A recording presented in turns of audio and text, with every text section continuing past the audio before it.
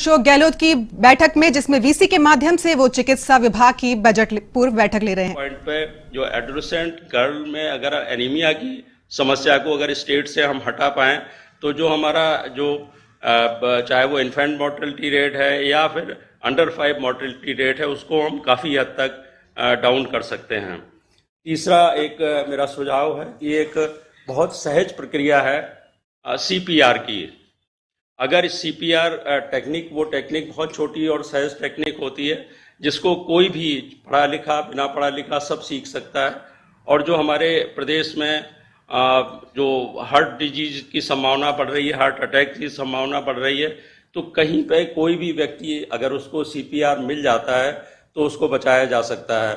और इसको हम आज प्रदेश में अगर एक मूवमेंट के रूप में लेके आते हैं और अधिक से अधिक जो हमारे नागरिक हैं उनको हम CPR की ट्रेनिंग, बहुत साधारण सी ट्रेनिंग होती है, अगर करवा देते हैं तो एक हमारे पूरे देश में एक मॉडल के रूप में भी हम उभर के आएंगे और हम अपने प्रदेश के जो नागरिक हैं उनको इस तरीके की जो अप्रत्याशित जो उनकी मृत्यु हो सकती है उससे भी हम बचा सकते हैं।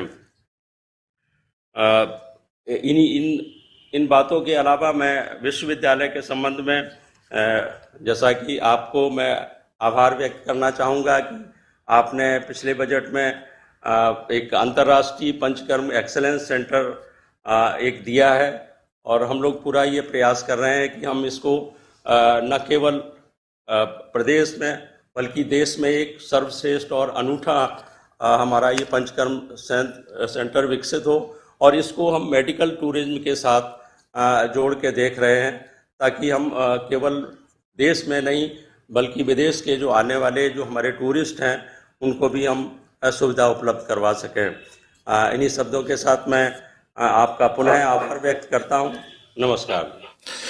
डॉक्टर अभिमन्यु कुमार जी, आपका बहुत बहुत धन्यवाद।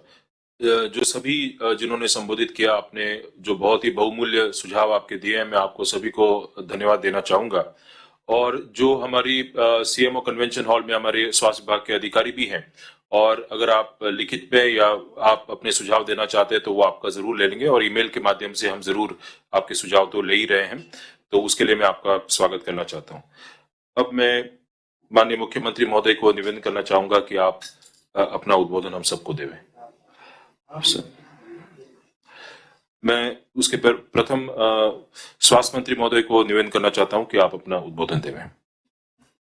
माननीय मुख्यमंत्री महोदय, सभी हमारे मुख्य सचिव महोदय, सभी अधिकारीगण और सभी इस विषय से जुड़े हुए मेडिकल से संबंधित विशेषज्ञ, आज बहुत ही माननीय मुख्यमंत्री जी ने बजट से पूर्व चर्चा के लिए आप सबको आमंत्रित किया और माननीय मुख्यमंत्री जी के द्वारा जो योजनाएं शुरू की गई और निश्चित रूप से आपने उसकी काफी प्रशंसा की और जो कमियां हैं उसको भी निश्चित रूप से और पूरी करेंगे। राजस्थान एक मॉडल स्टेट है पूरे देश में, चाहे वो फ्री दवाई हो, चाहे फ्री जांच हो, चिरंजीवी स्वास्थ्य बीमा योजना हो, चाहे आपके कोविड का जो मुकाबला किया, हमारे यहाँ पर जो बेड वगैरह की व्यवस्था की, ऑक्सीजन का जो बहुत संकट आया उसके लिए भी आज हमारे 1000 मीट्रिक टन ऑक्सीजन की क्षमता है।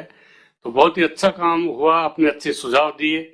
आपके सुझाव डॉक्टर त्यान ने अच्छा सुझाव दिया कि जो आशा सहयोगिनी है अच्छा काम करे, उसकी ट्रेनिंग हो। और हमारे यहाँ भी मेडिकल कॉलेज हर जिले में अगले 2 साल में कंप्लीट हो जाएंगी। नर्सेज के जो सेंटर आपने कहा नर्सिंग कॉलेज का, उसका भी माननीय मुख्यमंत्री जी ने हर जिले में चरणबद्ध रूप से नर्सिंग कॉलेज खोलने की शुरुआत कर दी।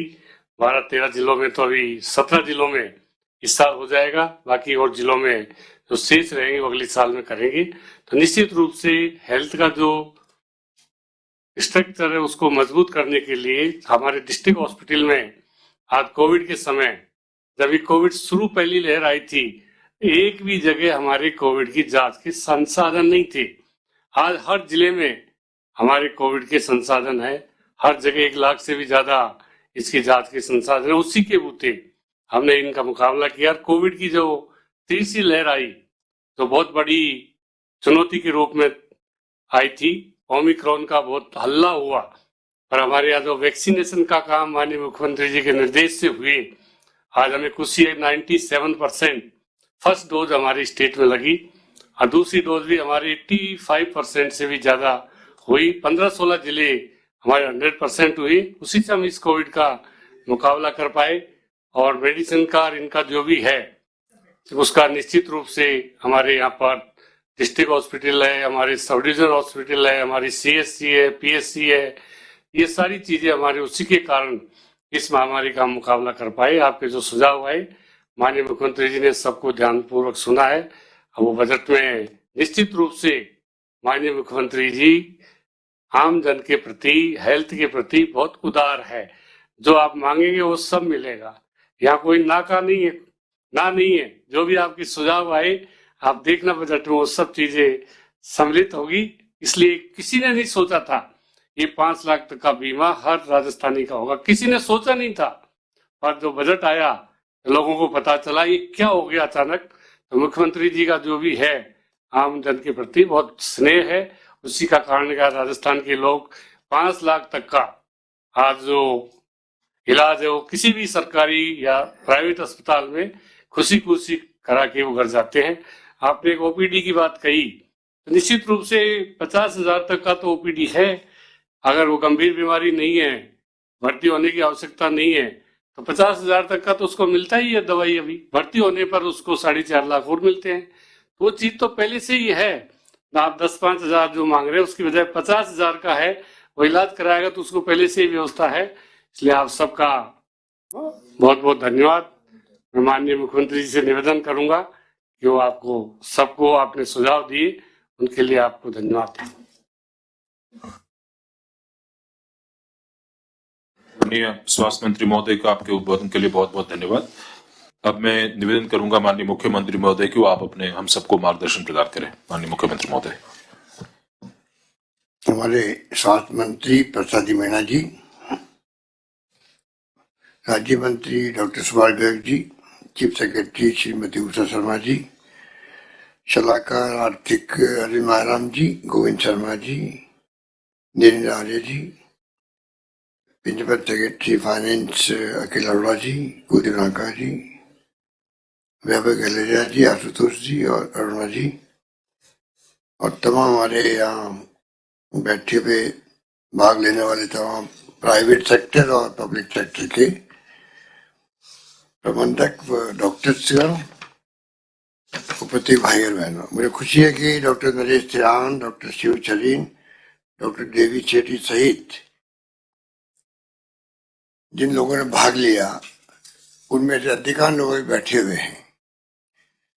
डॉक्टर नरेश तिरान, शिव छरीन और देवी शेट्टी साहब के तो जो प्रबंधन का काम ही बहुत बड़ा है साथ में, तो इसलिए मैंने देखा कि उनको जल्दी जाना होगा, इसलिए पहले बुलवा दिया। मालूम पड़ा वो अभी तक भी आप सबको सुन रहे हैं। इस बात का प्रतीक है कि कमिटमेंट किस प्रकार का है उन लोगों का भी। मैं उनके आर्टिकल पढ़ता रहता हूँ, देवी शेट्टी जी के भी, तिरान साहब को और सरीन साहब को हम लोग टीवी में डिस्कशन भाग लेते हुए देखते रहते हैं। और बाकी लोगों ने, ये लंबी लिस्ट है, मैं उनके नाम तो क्या रिपीट करूं। मैं सबका शुक्रिया अदा करूंगा क्योंकि आज तो आपको सुनना था। प्री बजट के अंदर हम लोगों ने हर क्षेत्र के लोगों को बुला करके बातचीत करी है।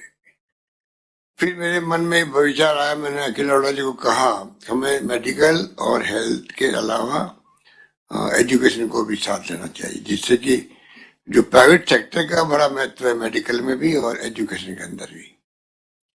तो उनके विचार क्या है, उनको क्या अपेक्षा सरकार से या उनके सुझाव क्या है, वो भी हम लोग जान सकें।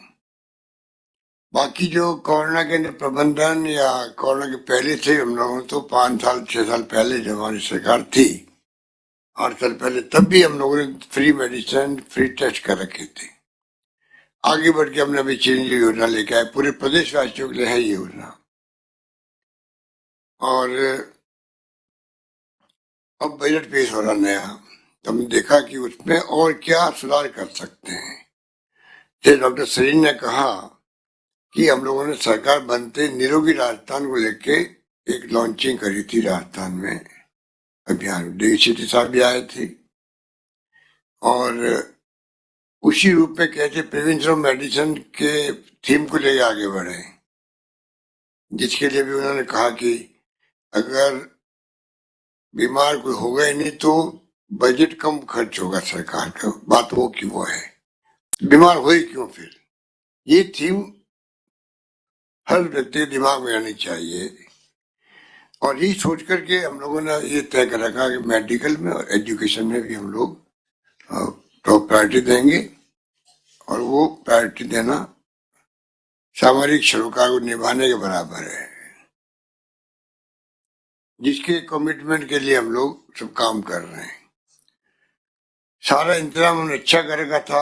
थर्ड वेव आए कैसी भी आएगी तो उसके लिए ऑक्सीजन की बात हो कि ऑक्सीजन के अलावा मेडिसिन के स्टॉक रखने की बात हो, सब व्यवस्था हमने कर रखी है। पर ओमिक्रॉन क्योंकि वैक्सीनेशन अच्छा हुआ देश के अंदर, प्रदेश के अंदर, उस कारण से अस्पताल में भर्ती होने की नौबत नहीं आई, बहुत कम लोग भर्ती हुए। ये सुखद रहा और इस कारण से हम लोग बच गए। तैयारी हमारी आगे के लिए भी है और तैयारी लगातार चलती रहेगी। जैसे सुझाव आएंगे वैसे वैसे हम लोग तैयारी करेंगे। पर राजस्थान को हम चाहते हैं पूरे देश के अंदर मॉडल राजस्थान, मॉडल स्टेट के रूप में हम लोग कामयाब कर रहे हैं। उस सब में आप लोगों का आशीर्वाद, आप लोगों का सहयोग, समर्थन, आपके सुझाव की आवश्यकता रहेगी, हमेशा रहेगी। जब भी आप चाहें, जो लोग अभी बोल नहीं पाए होंगे तो मैं रिक्वेस्ट करूंगा वो भी लिख के भेज सकते हैं।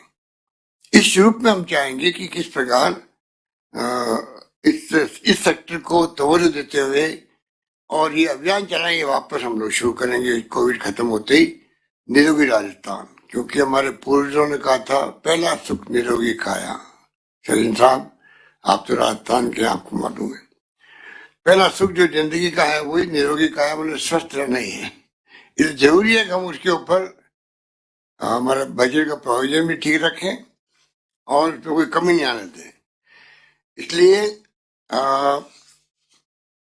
चाहे वो आयुर्वेद हो, होम्योपैथी हो या वो यूनानी हो, तमाम तरह की जो आयुष में कवर होती है, उन सब के ऊपर भी तवज्जो पूरी दे रहे हैं मंत्री जी भी। और हम ध्यान रखेंगे कि कैसे ये सभी आने वाले वक्त के अंदर हम लोग उसको बढ़ावा दे सकें। हमारे हर जिले में मेडिकल कॉलेज खुलना मैं समझता हूँ बड़ा निर्णय है, 3 जिले छोड़ करके। वहां भी हम प्रयास करें भारत सरकार से और काम भी शुरू हो गया है। हम चाहेंगे कि और ज्यादा जल्दी वो काम पूरे हों, हर जिले में करीब करीब मेडिकल कॉलेज बन जाए। जैसे डॉक्टर देवी शेट्टी जी ने बताया कि उदाहरण दिया कर्नाटका का। कर्नाटक में हमारे 30-35 साल पहले आपके प्राइवेट सेक्टर में अलाउ कर दिया गया था मेडिकल कॉलेज, इंजीनियरिंग कॉलेज, तमाम कॉलेज को। इसलिए वो संभव हुआ कि 64 कॉलेज आपने कहा वहां बनी हुई है, आबादी कम है हमसे। परंतु हमने तो 20 साल पहले जब मैं मुख्यमंत्री बना था 98 के अंदर, मुझसे 30 साल पहले उन्होंने शुरू कर दिया कर्नाटका ने और महाराष्ट्र ने और तमिलनाडु ने भी। परंतु राजस्थान में हमारे ये अलाउ नहीं था। 98 में मैंने अलाउ किया, तब जाकर के आप देख रहे हो 5-10 कॉलेज जो बनी हैं वो पहली बार बनी है। इसलिए अब उसके बाद में इंजीनियरिंग कॉलेज भी आ रही है, नर्सिंग भी आ रही है। और आपको सुझाव जो दिया देवी शेट्टी साहब ने, उस पर हम लोग ध्यान रखेंगे। काफी लोग चाहते हैं कि नर्सिंग में भी और भी विभागों के अंदर कॉलेज खुले, हम उसको और प्रोत्साहन देंगे। और सुझाव आप सबके अच्छे लगे मुझे, एक से एक बढ़कर के थे। जिन्हों सीक्वेंसिंग की बात की गई वो मैं कहना चाहूंगा कि जून 2021 से शुरू हो गई राजस्थान के अंदर।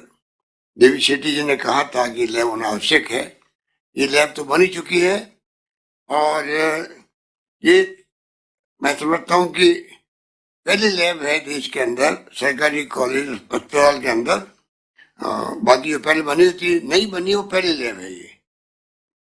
और जो एडमिट होता है पेशेंट उस सबकी जीनोम सीक्वेंसिंग करना कंपल्सरी किया गया है। उससे मालूम पड़ता है कि ओमिक्रॉन है या किस प्रकार का प्रॉब्लम है या कोई नया कोई वेरिएंट तो नहीं आ गया है। ये चिंता ये भी थी आप लोगों को कि अगर बहुत तेज गति से फैला ये ओमिक्रॉन तो हो सकता है ये अपना रूप बदल दे, नया म्यूटेंट पकड़ रहा है।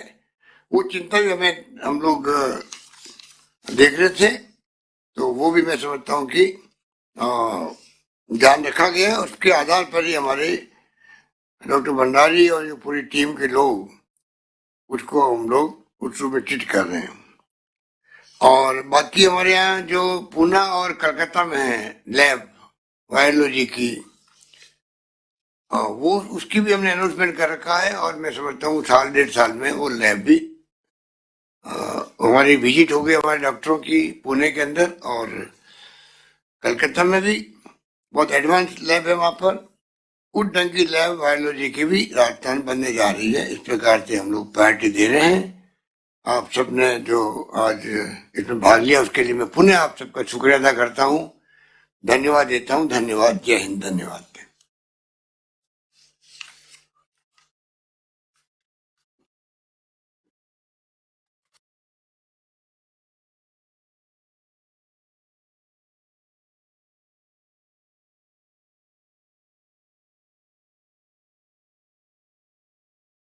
Your meeting has ended. तो आपको बता दें, राजस्थान विधानसभा बजट 2022 से पूर्व अशोक गहलोत बजट पर पूर्व मंथन करते नजर आ रहे हैं। इसी के तहत ये बैठक ली गई है जहां पर सभी चिकित्सा अधिकारी मौजूद रहे।